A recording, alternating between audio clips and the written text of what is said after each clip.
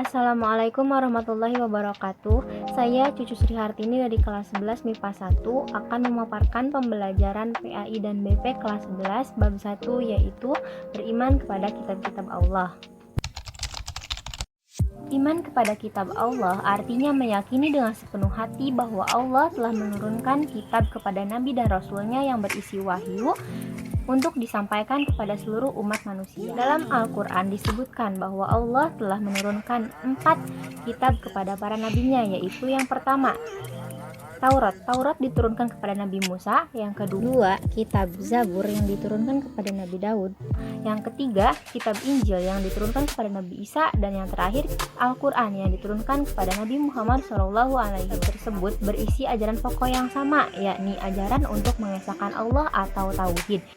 Yang berbeda hanyalah dalam hal syariat yang disesuaikan pada zaman dan keadaan umat manusia pada saat itu.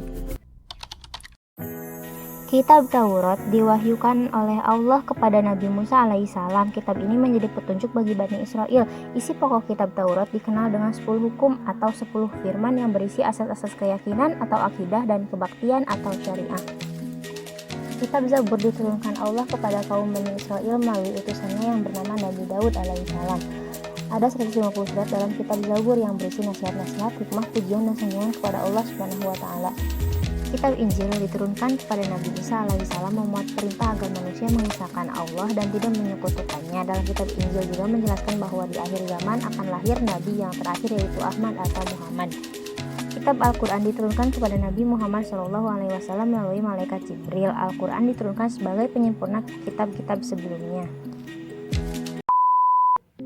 Al-Quran adalah kitab suci terlengkap dan berlaku bagi semua umat manusia hingga akhir zaman. Oleh sebab itu, kita sebagai umat muslim tidak perlu meragukannya lagi sama sekali, sebagaimana firman Allah dalam Quran surat Al-Baqarah ayat 2. Bismillahirrahmanirrahim. Dzalikal kitabul la raiba fih hudal lil muttaqin.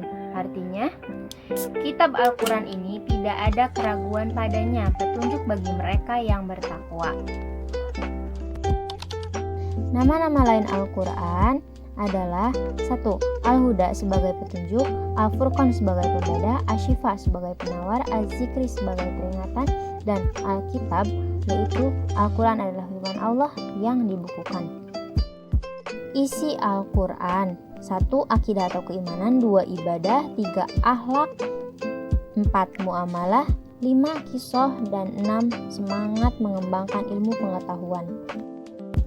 Keistimewaan Al-Quran di antaranya yaitu, dan yang terakhir, sebagai umat muslim kita harus menerapkan perilaku mulia di kehidupan sehari-hari dengan cara sebagai berikut. Kita sebagai umat muslim wajib percaya terhadap kitab-kitab tersebut, yakni dengan cara menghormati dan menghargai keyakinan tersebut. Tetapi terhadap Al-Quran bukan hanya sekadar mempercayai dalam lisan dan hati, kita juga harus bisa mengamalkannya dalam kehidupan sehari-hari. Oleh sebab itu, mari mulai saat ini kita jadikan Al-Quran sebagai pedoman hidup dengan cara membaca, mempelajari, mengkaji, dan mengamalkannya. Sekian dari saya, terima kasih. Wassalamualaikum warahmatullahi wabarakatuh.